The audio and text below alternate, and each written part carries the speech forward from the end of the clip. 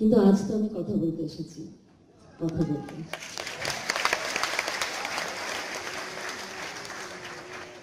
আমার প্রথম সিনেমা ছিল আয়না, অ্যাসিড ভিকটিম নিয়ে, যে সিনেমাটা আমি অভিনয় করতে গিয়ে 2004 সালে এরকম অনেক অ্যাসিড ভিকটিমদের সাথে বসি, ওদের সাথে মিশি, ওদের গল্প শুনি, ওদের গল্পের ভেতরে ঢুকে যাই।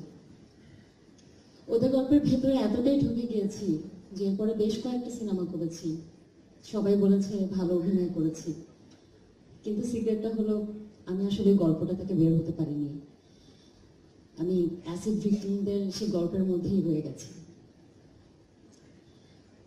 ওদেরকে দেখে আমার প্রথমে আপনাদের ছবি দেখে যেরকম আতঙ্ক তৈরি হচ্ছে সেরকমই লেগেছিল। দেখে মনে হচ্ছিল যে ওদের সাথে আমার তফাৎটা কি, সবাই কেন আমাকে কেয়ার করে, আমার আশেপাশে থাকে, ওদেরকে কেন অ্যাভয়েড করে, সবাই কেন আমার সাথে সেলফি তুলতে চায়, কেন একজন অ্যাসিড ভিকটিমের সাথে ছবি তুলতে চায় না। আচ্ছা ছবি তোলা বাদ দিই, ওরা কি প্রতিদিন নিজের চেহারা ঘুম থেকে উঠে সকালে দেখে, দেখে কি ভাবে?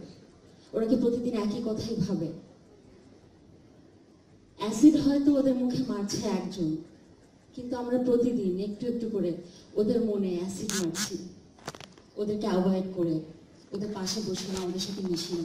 আমরা ভাবতেই পারি না যে ওদের মাঝে কেউ একজন কোনো একটা বিউটি পার্লারে আমাদের চুল কাটবে। যারা অ্যাসিড মারছে তাদের সাইকোলজিটা আমরা একটু খেয়াল করি।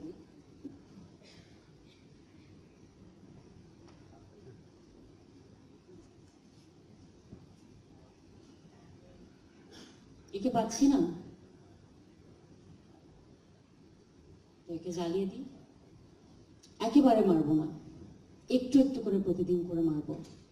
কিভাবে একটু একটু করে মারবো? এই আমাদের মাধ্যমে, মানে আমরা ওদের সাথে মিশবো না, ওদেরকে অ্যাভয়েড করবো, ওদেরকে দেখে ভয় পাবো। যাই হোক, আজকে এখানে অনেকগুলো সাকসেসফুল মানুষ এসেছে, তাদের গল্প শুনছি, আমিও আপনাদের সাথে হাততালি দিচ্ছি, আমার ভালো লাগছে গল্প শুনতে। কিন্তু আমার অবস্থা হয়েছে অনেকটা ছোটবেলায় দেখা ব্যাক টু দ্য ফিউচার সিনেমার মতো, যে ভবিষ্যৎ থেকে চলে এসেছি, সবাই বলছে এটা করেছি ওটা করেছি, আমিও কিছু করতে চাই, কিন্তু কি করব জানি না। আমি আসলে অ্যাসিড ভিকটিমদের নিয়ে কিছু করতে চাই। আমি দেখতে চাই ভবিষ্যতে একজন অ্যাসিড ভিকটিম থাকবে না, আর যদি থাকে সে আমাদের মতো সাধারণ মানুষের মতো আপনাদের মাঝে, আমাদের মাঝখানে থাকবে।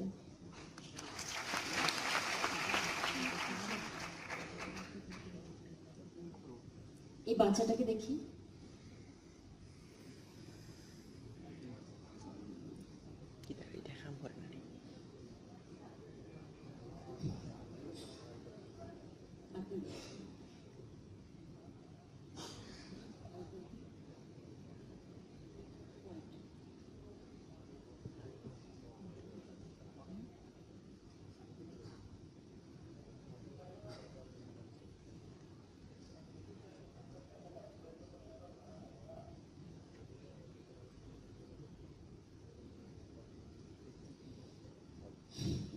এই বাচ্চাটার কাছে তার মা মাই, অ্যাসিডে ঝলসে যাওয়া মুখটা তার মাতৃত্বে, মনুষ্যত্বে এতটুকু আঁচড় থাকেনি।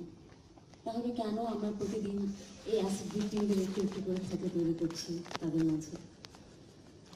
আমরা খুব লাকি যে আমরা এই মেয়েটার চোখে পৃথিবী দেখতে পাচ্ছি না।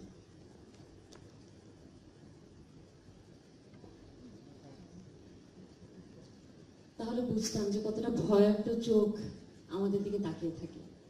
আমি আসলে অ্যাসিড ভিকটিমদের নিয়ে এখনো কিছু শুরু করিনি, তবে আমি শুরু করতে চাই। এখন আপনারা ভাবছেন যে এতগুলো সাকসেস স্টোরির মধ্যে আমি কেন এখানে দাঁড়িয়ে আছি। আমি চাই আপনারা সবাই আমার সাথে থাকেন, থাকবেন না? ধন্যবাদ।